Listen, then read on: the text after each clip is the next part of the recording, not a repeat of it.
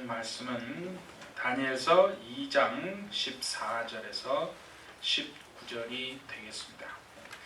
절망 앞에서도 우리를 무너지지 않게 하는 것, 절망 앞에서도 우리를 무너지지 않게 하는 것이라는 제목으로 함께 우리 14절 제가 오늘 봉독해드립니다. 그때에 왕의 근위대장 아리옥이 바벨론 지혜자들을 죽이러 나가매 다니엘이 명철하고 슬기로운 말로 왕의 근위대장 아리옥에게 물으이되 왕의 명령이 어찌 그리 급하냐 하니 아리옥이 그 일을 다니엘에게 알림해 다니엘이 들어가서 왕께 구하기를 시간을 주시면 왕에게 그 해석을 알려드리리이다 하니라.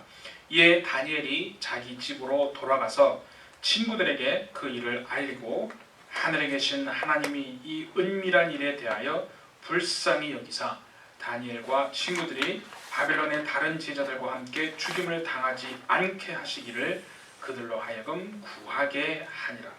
이 은밀한 것이 밤의 환상으로 다니엘에게 나타나 보임에 다니엘이 하늘에 계신 하나님을 찬송하니라. 아멘. 2년 좀 전에 기억하는데 여기 남가주에 이제 우리 지방에 목사님들 모임이 있습니다. 그래서 한 달에 한 번씩 이제 모여서 기도하시고 또 지방의 모임에서 주체가 돼서 목사님들 목회를 잘 하실 수 있도록 그렇게 돕는 여러 가지 일들을 많이 합니다.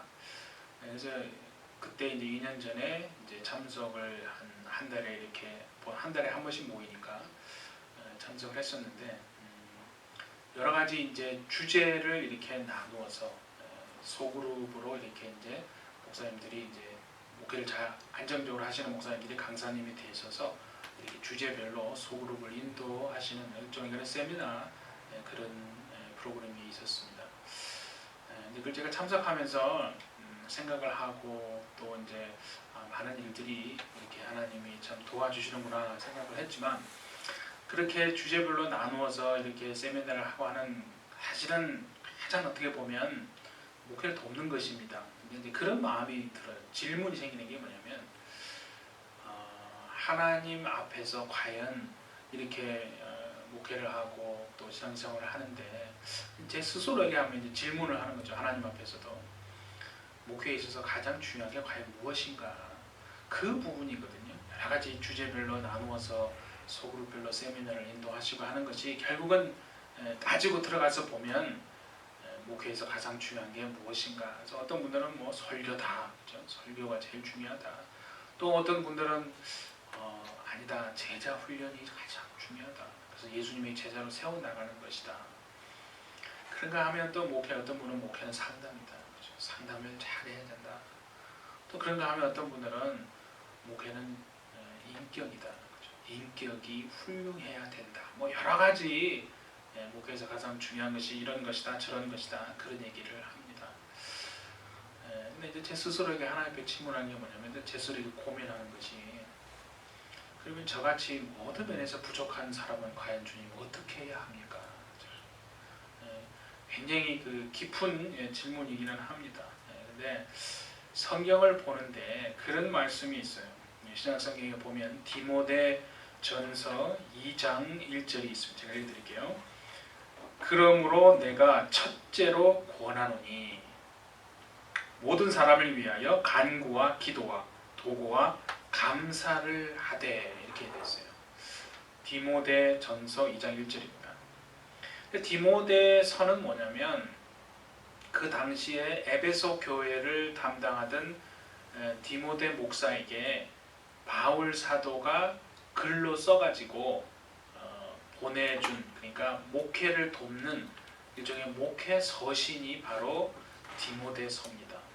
거기에 1장은 뭐 인사말이니까 넘어가기로 하고 이제 2장의 가장 첫 절에 등장하는, 그래서 바울이 그 디모데 목사에게 뭐라고 하냐면 그러므로 내가 첫째로 권하노니, 첫째로 권한다는 말이 어떻게 보면 그죠? 가장 중요한 것이다라고 지금 바울이 그렇게 말하고 있는 것 아니겠어요?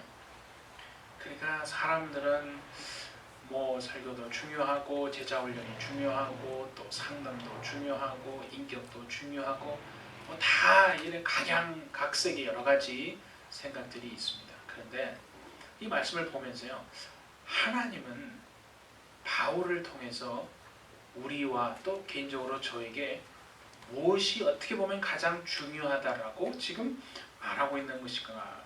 그게 디모데전서 2장 1절 아니겠어요? 근데 여러분 읽어보시는 것처럼 보죠. 내가 첫째로 권하노니 모든 사람을 위하여 간구와 기도와 도구와 감사를 하라. 그러니까 이게 전부 뭐냐면 기도와 관련된 거 아니겠어요? 예. 간구 그러면 뭐 여러분 잘 아시다시피 뭐 아주 급박한 상황 속에서 하나님 앞에 정말 은혜를 구하고 호소하는 그런 기도, 그게 간구잖아요.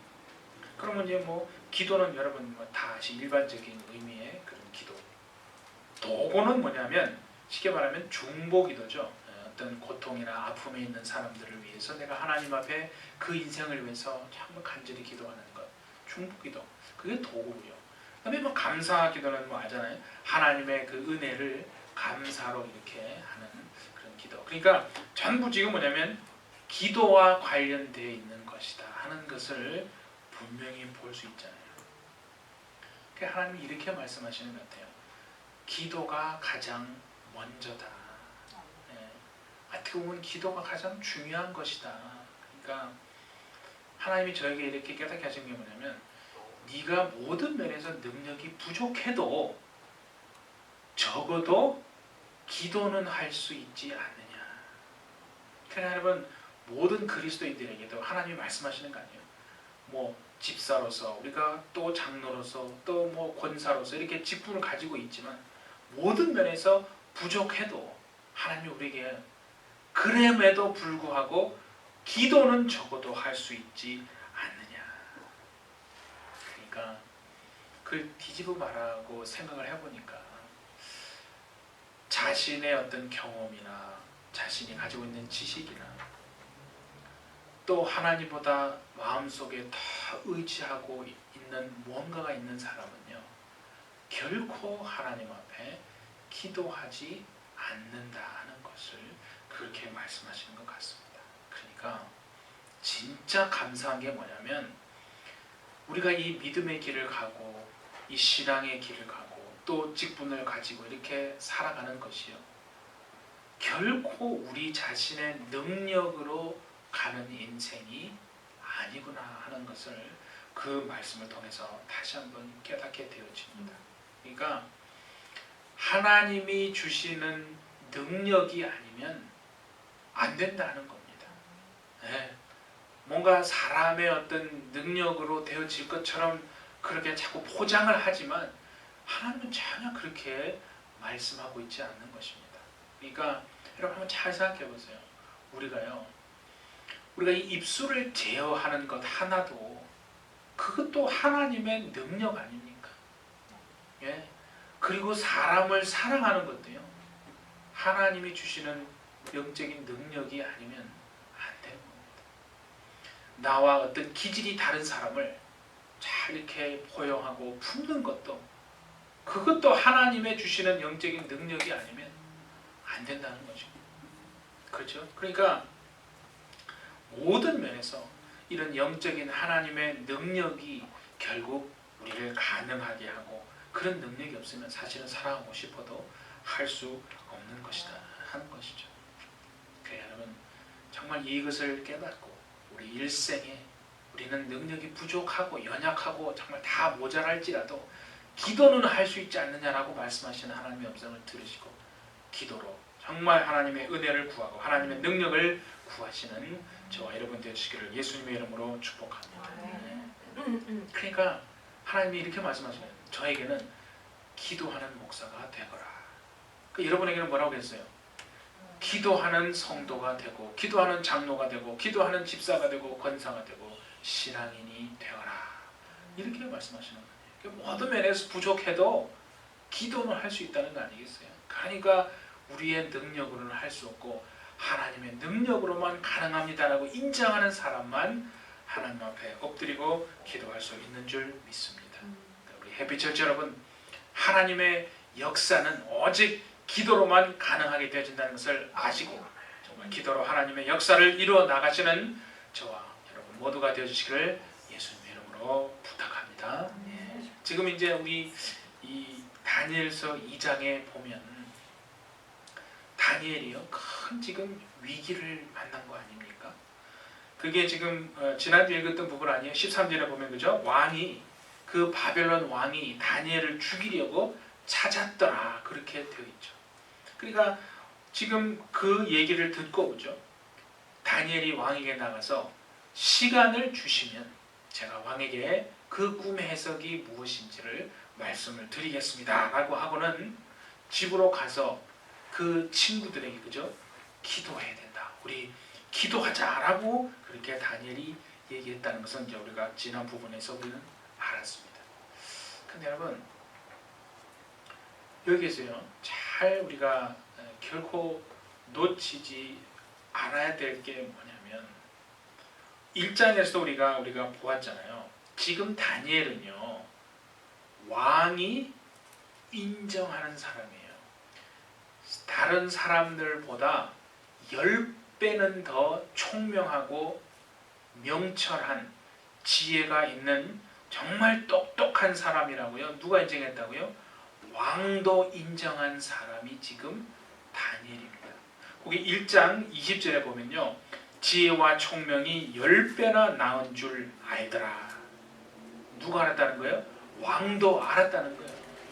그러니까 꿈을 꾸고 그것이 도대체 뭔가 고민돼서 번뇌 가운데 정말 미칠 지경이라서 술사들 다 불러놓고 해석을 못하니까 다니엘까지 부른 거 아니에요?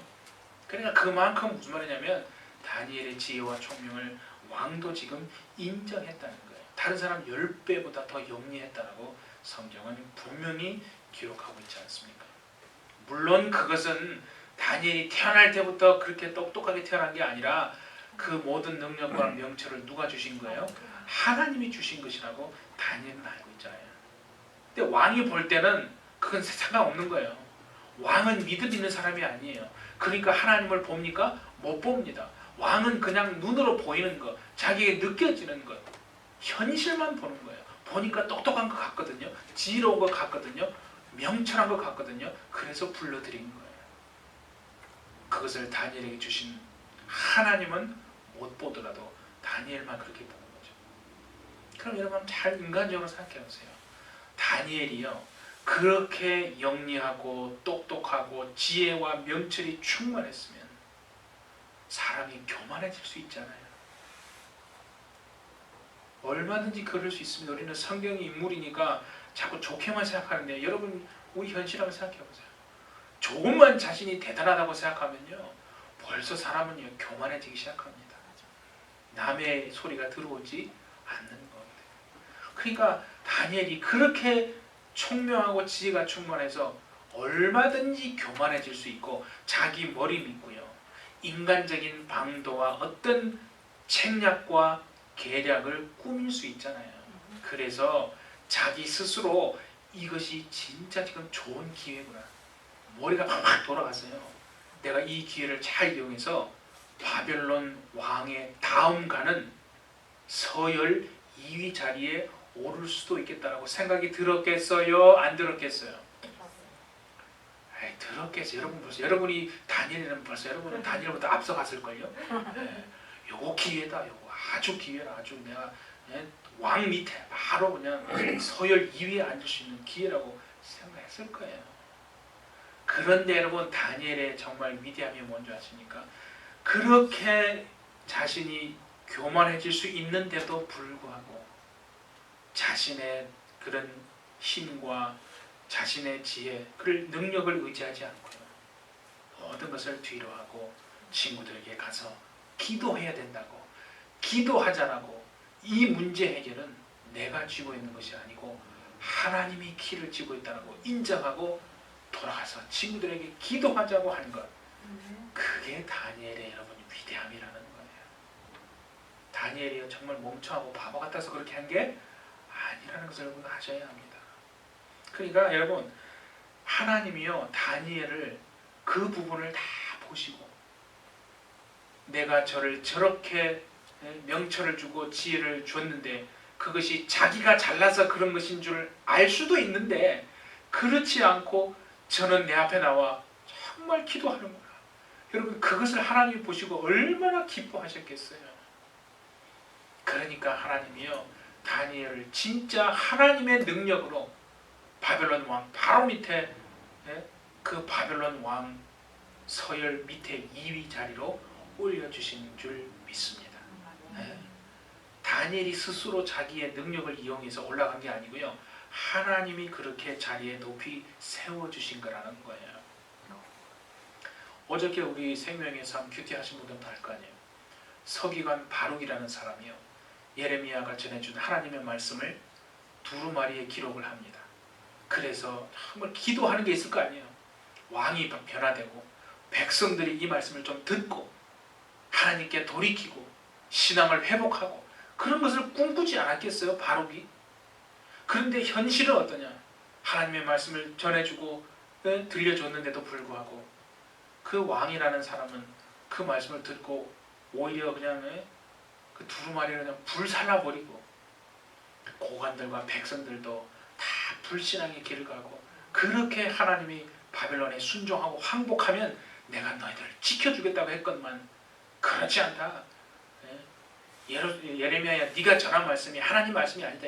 바룩이 너를 꼬드겨서 우리를 다 바벨론에 끌고 가려고 그렇게 거짓말하는 줄 우리가 모를 줄 아는 이러면서 그냥 전부 하나님의 말씀을 다 배척하고요. 거부하고요. 오히려 애굽으로 가서 애굽은 살만하고 지금 이 위기에서 애굽이라도 가야 안전한 사업이라도 잘 되고 가정을 잘 꾸미고 살아날 수 있는 안전한 곳이라고 생각하고 다 끌고 애굽으로 다 가지 않습니까? 그걸 보면서요. 그 바룩의 심정이 어떻겠어요? 절망감이 드는 거예요. 하나님의 말씀을 전하면 뭐예요? 전부 다 배척해버리고 엉뚱하게 거짓말은 잘 듣고 진리는 다 배척하고 결국 선택은 본인의 생각대로 원하는 대로 육체의 길을 가는 것을 보면서 바르게 하나님 앞에 기도하는 게 그거 아니에요. 하나님 내 삶의 슬픔, 고통 하나님 다 아십니다.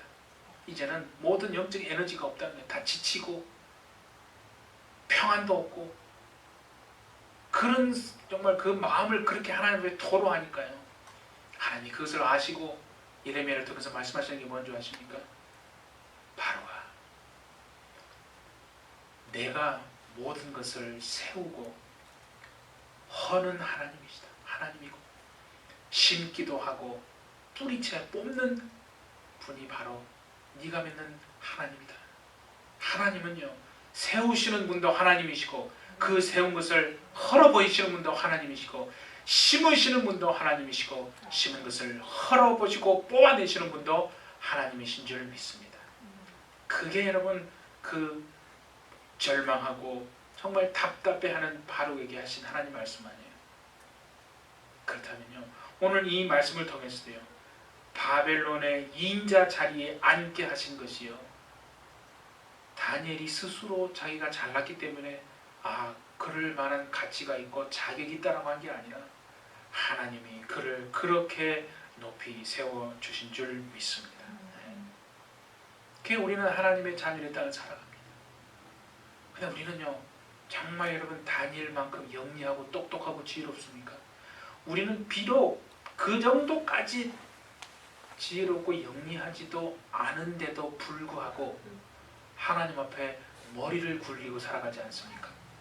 근데 그냥 머리 굴리는 게 아니라 앞에 잔자를 하나 붙여가지고 잔머리 굴리며 살아가죠. 얼마나 여러분 정말 비상합니까?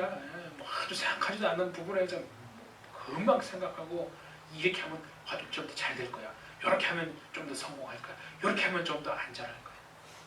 정말 여러분 머리 굴리지 말고 오히려 기도가 제일 먼저다라고 말씀하시는 그 하나님의 음성을 들으시고 기도하심으로 하나님 앞에 나아가는 인생 되어주시기를 예수님의 이름으로 축복합니다. 다니엘은 문제 해결의 키를 자신이 결코 쥐고 있는 게 아니고 보이지 않지만 그 하나님이 지금 문제 해결의 키를 쥐고 있다라고 하는 것을 분명히 알았기 때문에 그래서 왕 앞에 나아가서요 담대히 말하는 거예요. 왕이요 시간을 주시면 왕에게 이 꿈 해석을 알려드리겠습니다. 시간을 주시면 그게 무슨 소리예요? 무슨 시간을 말하는 거예요? 기도할 시간을 좀 달라는 거 아닙니까 여러분? 여러분 그렇게 세상적으로 왕이 볼 때도 영리하고 지혜가 있었던 다니엘도 하나님 앞에 기도할 시간이 있었다면 필요했다면 저와 여러분은 정말 두말할 필요가 없지 않겠습니까? 해비절지 여러분 이 바벨론보다도 어떻게 보면 더 악한 세상을 우리는 지금 살아가고 있습니다. 어떤 정말 처지와 환경 속에서도요 결코 기도를 앞서지 말라고 하는 그 하나님의 음성을 들으시고 모든 부분에 있어서 하나님의 뜻을 묻는 기도하는 시간을 확보하고 살아가시는 저와 여러분 되시기를 바랍니다. 그게 진짜 복된 인생 아니에요 여러분? 네. 우리가 다 복된 인생을 살기를 원하는데 수없이 말하지만 결국은 자신이 원하는 대로 해놓고 하나님을 원망하는 정말 그런 인생은 이제 더 이상 살면 안 되고 다니엘이 했던 것처럼 하나님 앞에 그렇게 문제 해결의 키를 하나님이 쥐고 계시다는 것을 인정하시고 모든 부분에서 하나님 앞에 기도하시는 여러분 되어주시기를 바랍니다. 근데 여러분 중요하게 우리가 하나 더 보아야 될게요. 우리 본문에 있는 게 뭐냐면 그 2장 18절에 이렇게 되어 있죠. 하늘에 계신 하나님이 이 은밀한 일에 대하여 불쌍히 여기사 다니엘과 친구들이 바벨론의 다른 지혜자들과 함께 죽임을 당하지 않게 하시기를 그들로 하여금 구하게 하니라. 여기에 보면요 맨 끝에 구하다라는 단어가 있죠. 구하다라는 말이 뭐냐면 히브리어로 바라는 뜻입니다. 찾다, 간절히 찾는 겁니다. 간청하고 찾는 것을 말합니다. 그게 바로 바인데요. 근데 요 단어가요 그 지난주에 있었던 그 13절에도 똑같이 사용되고 있어요. 13절에 이렇게 되죠. 왕의 명령이 내림에 지혜자들은 죽게 되었고 다니엘과 그 친구들도 죽이려고 찾았더라. 그 왕이 맨 마지막 부분에 다니엘과 친구들도 죽이려고 찾았다라는 그 찾았다의 단어가 좀 전에 보았던 간절히 찾고 구하는 바로 바와 똑같은 단어입니다. 여러분 잘 보세요.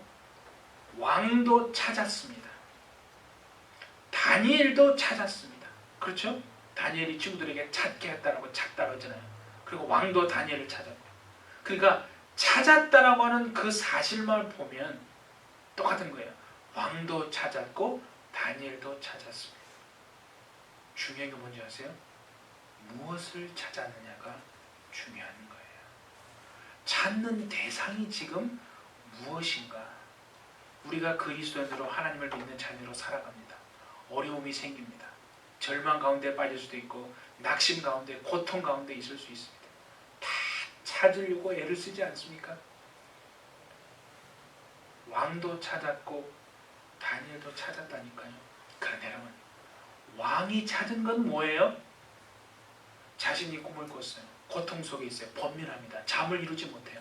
그걸 해결해버리면 해결이 안 돼요. 그런데 힘은 있어요. 권세는 있어요. 권한은 있어요. 큰 어떤 세상에 갖지 못한 힘은 있으니까 그 힘을 이용합니다. 그래서 먼저는 술사들을 부르잖아요. 해석해라. 못한다니까. 그러면은 다니엘까지 불러서 해석을 시키잖아요. 근데 여러분 왕이 고통 가운데 어려움 가운데 찾았던 건 뭐냐면요. 사람을 찾은 거 아니에요. 자신이 지금 고통 가운데 해결이 안 되니까 그것을 해결할 수 있는 사람을 찾은 거예요. 그래서 술사들을 부르고 그래 못하니까 그 책임을 그들에게 전가하고 죽이려고 하고. 그러니까 왕은요 어떤 인생이냐면요 그냥 지금 자신의 눈에 보이는 현상에만 집착하고 자신의 눈에 보이는 것만을 따라서 찾아가는 그런 인생이었다는 거예요. 오늘 여러분 세상을 살아가는 믿지 않는 사람들 그리고 하나님을 믿고 살아가는 그리스도인들 어떤 부분에 있어서는 왕의 인생을 살아가고 있는 거 아닙니까? 찾는 건 다 찾는다니까요.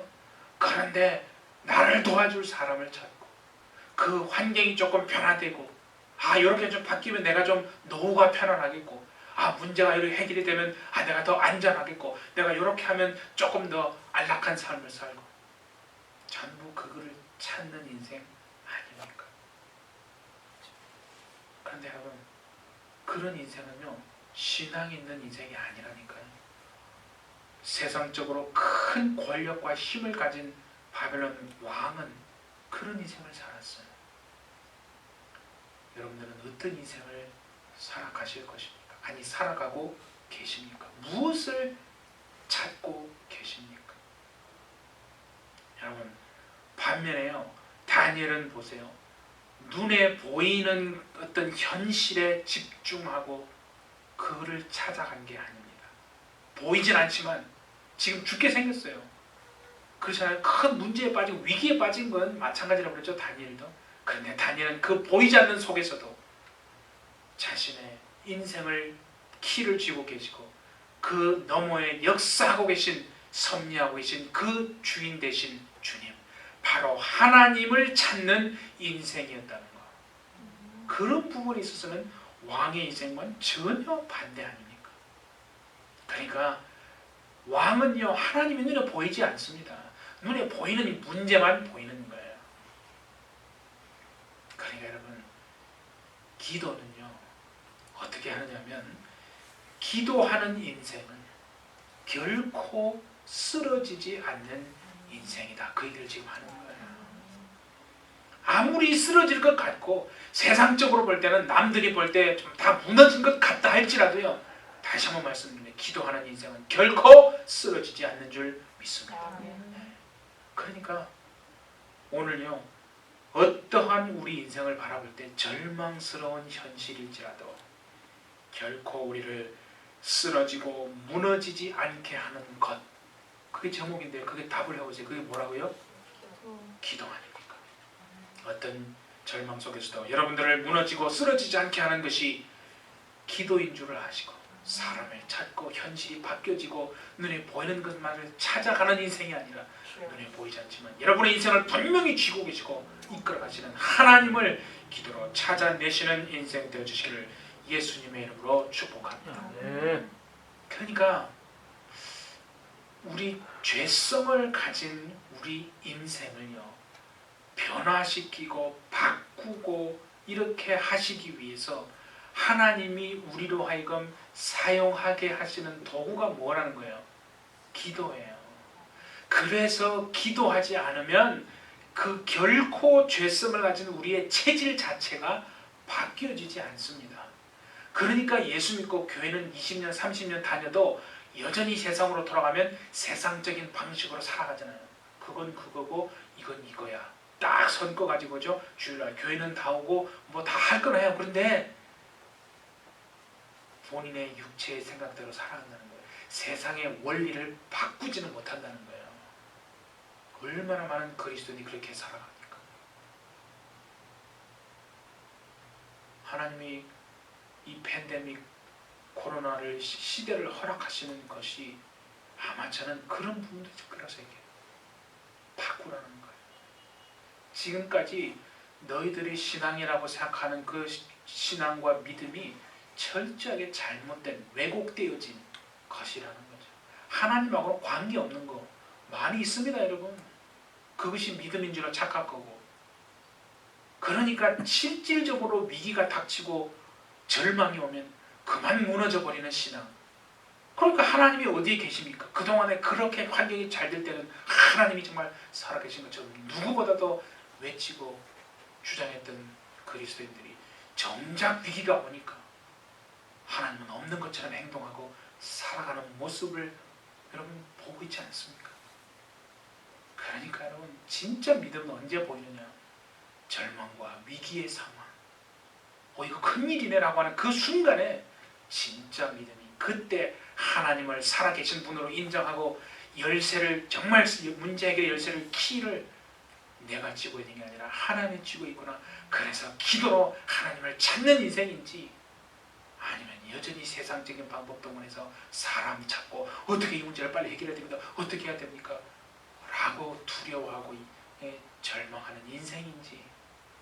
여러분, 오늘 이 팬데믹의 시대를 통해서 다시 한번 여러분들을 돌아보시고요, 기도함으로 다시 살아나시는, 정말 신앙을 회복하시는 여러분 되시기를 예수님의 이름으로 축복합니다. 그러니까 우리가 성경을 보면요, 예수님도 이 땅에 계실 때 기도하셨다는 걸 잘 보고 있지 않습니까? 성경은 뭐라고 하냐면 예수님이요, 하나님과 동등된 분이에요. 하나님과 동등되면 기도하는 게 정상이에요? 안 해도 돼요? 안 해도 되는 것 같지 않습니까? 그렇잖아요. 하나님과 동등되는데 뭘 기도해요? 그런데 성경은 여러분 빌립보서에서 그러잖아요. 예수님이 하나님과 동등됨에도 불구하고 그 동등됨을 여길 것으로 여기지 않고 자기를 낮추었다는 거예요. 그게 겸손이에요. 겸손은요, 사람 앞에서 겸손한 채 하는 게 겸손이 아니고 하나님 앞에서요, 하나님의 하나님 되심을 인정하고 자신의 능력이 없음을 정말 인정하고 하나님이 아니면 안 됩니다라고 철저하게 하나님을 인정하는, 그게 진짜 겸손입니다. 그래서 예수님은 이 땅에 계실 때 하나님과 동등됨에도 불구하고 기도하셨잖아요. 제가 증거를 드릴까요? 자, 보세요. 예수님이요, 하나님의 아들로 공생애를 시작하실 때 그냥 짠 하고 시작한 게 아니에요. 마태복음 4장 1절을 읽어드릴게요. 그때 예수께서 성령에게 이끌려 마귀에게 시험을 받으러 광야로 가사 40일을 밤낮으로 금식하신 후에 줄이신지라. 하나님의 아들로 이제 십자가를 향하여 첫 발을 내디뎌, 신앙의 길을 어떻게 보면 교회 다니고 이제는 첫 발을 내디뎌, 이것이 진짜 믿음이요, 하나님이 원하시는 길입니다. 그 길을 첫 번째 내디는 그 길 뭐였냐면 기도한다. 그것도 40일 금식 기도했다. 기도할 필요도 없는데 그런 분인데도 불구하고 기도로 시작했다. 그런가 하면요, 12제자를 택하시기 전에 그냥 야 너 따라와 이렇게 한 게 아니고, 누가복음 6장 12절 13절에 보세요. 이때 예수께서 기도하시러 산으로 가사 밤이 새도록 하나님께 기도하시고, 예수님은요 정말 하나님의 아들이심에도 기도를 초월하지 않았구나, 기도가 먼저다라고 말씀하시는 그 기도를 앞서간 분이 아니다는, 철저하게 하나님의 뜻을 먼저 기도로 하나님을 찾은 그 예수님이 그런 삶이에요. 그런가 하면 보세요. 가장 클라이맥스가 뭡니까 여러분? 예수님이 십자가에서 죽으시는 거잖아요. 우리의 죄를 담당하시고 그 십자가를 지시기 바로 전날 밤 겟세마네 동산에서 뭐 했겠어요? 기도했잖아요. 자, 알려드릴게요. 누가복음 22장 41절.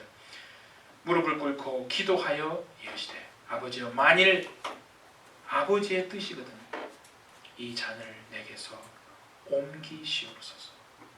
그러나 내 원대로 마시고 아버지의 원대로 되기를 원합니다.